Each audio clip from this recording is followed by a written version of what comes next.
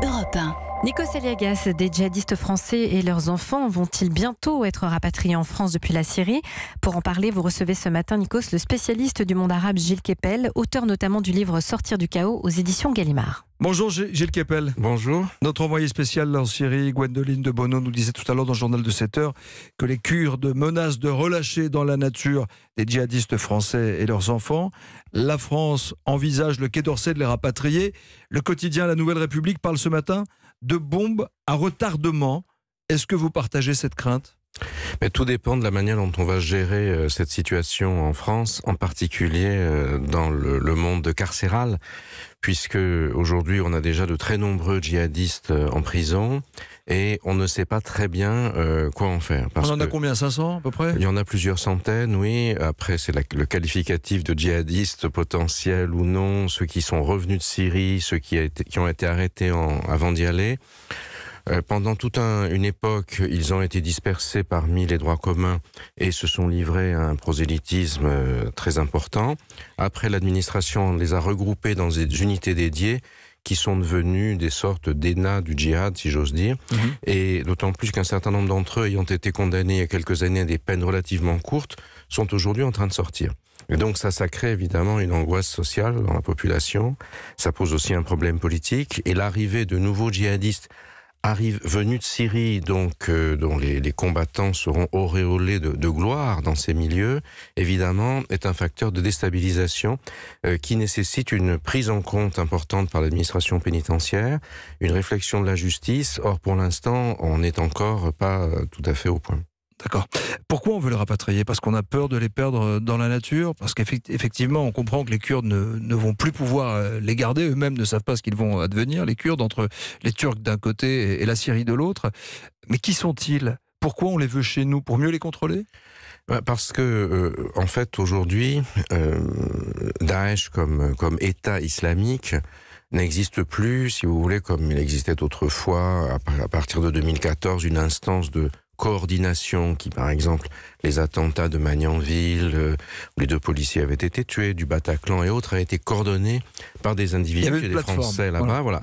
Et ça aujourd'hui, ça n'existe plus comme tel. Il y a eu 3 attentats significatifs en 2018, à Trèbes, à Paris et puis à Strasbourg, par des gens qui avaient fait allégeance à Daesh, mais qui se sont un peu auto-mis en mouvement, sans qu'il y ait un ordre véritablement. Or, aujourd'hui, cette idéologie reste très présente, elle n'est pas disparue, y compris dans les prisons françaises, et on le voit par des interviews qui ont été faites auprès de certaines femmes françaises dans la région en question, par des journalistes qui n'ont pas du tout renoncé à cette idéologie, mais qui ne supportent plus la situation, qui veulent rentrer, qui préfèrent l'emprisonnement en France, etc.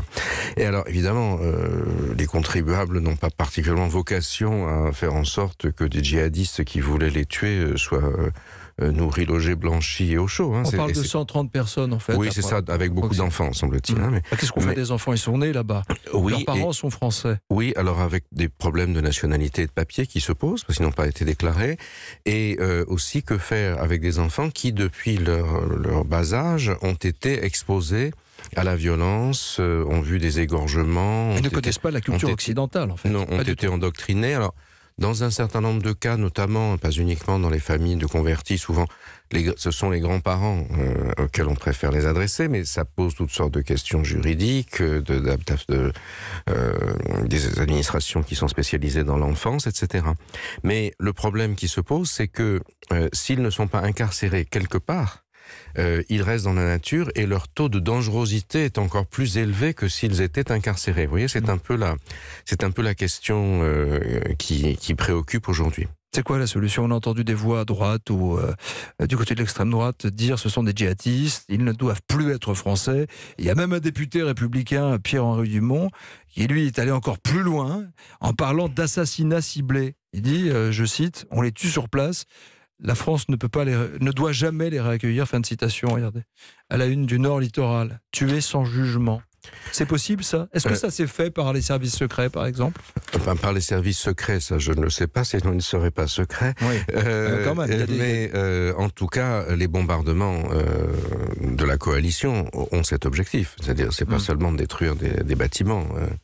L'objectif, bien sûr, des bombardements et aussi des forces kurdes qui combattent sur le terrain, c'est pas a priori de faire des prisonniers. Ça, mais quand un député français dit qu'il faut les tuer sur place, vous trouvez ça normal ? C'est certainement un peu excessif, pour utiliser un euphémisme.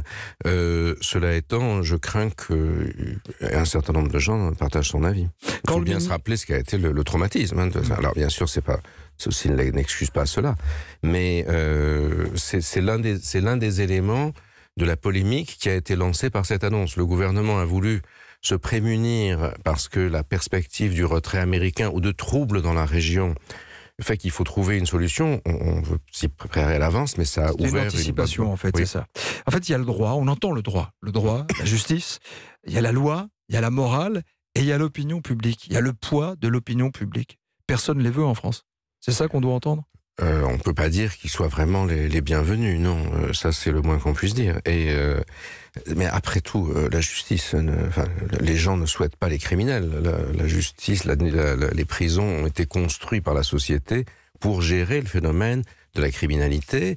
Mais là, on est dans un domaine où la criminalité, le fanatisme religieux, la capacité à entraîner d'autres par l'exemple, pose une question très préoccupante. Le système carcéral favorise l'éparpillement des prisonniers, c'est-à-dire que vous avez une direction de la prison et les prisonniers, en principe, peuvent pas, ils sont beaucoup plus nombreux que les gardiens, ne doivent pas pouvoir faire bloc. Alors, parfois, il y a des systèmes de caïd qui font que les prisonniers sont gérés à travers des intermédiaires, etc. Dans le cas des djihadistes, les unités dédiées ont créé des contre-pouvoirs à l'intérieur de la prison qui appelaient tous les détenus, par exemple, à s'habiller de la même manière pour descendre à la promenade, qui appelaient à la prière en public, qui défiaient l'administration pénitentiaire. Même quand ils étaient isolés, il y avait des moyens de oui, parce de que résistance. quand ils étaient isolés tous dans les mêmes unités dédiées, ils en ont fait un élément une sorte de contre-pouvoir. Et c'est ça qu'aujourd'hui, depuis Jean-Jacques Urvoas, on a essayé de casser. Mais bien sûr, l'arrivée de derniers contingents de combattants particulièrement aguerris, puisque ceux qui sont là dans la région de Al-Boukamal, à la frontière syro-irakienne, ce sont les durs des durs. Si vous voulez, c'est là que vous avez notamment, on les a pas encore attrapés, mais les frères Klein, qui sont les deux Français les plus gradés dans l'appareil de Daesh. Donc là, bien sûr, ça change la donne. Donc ça veut dire que la prison telle que nous la connaissons aujourd'hui n'a pas les moyens, même pour gérer un prisonnier qui, lui, dans sa tête, est un combattant.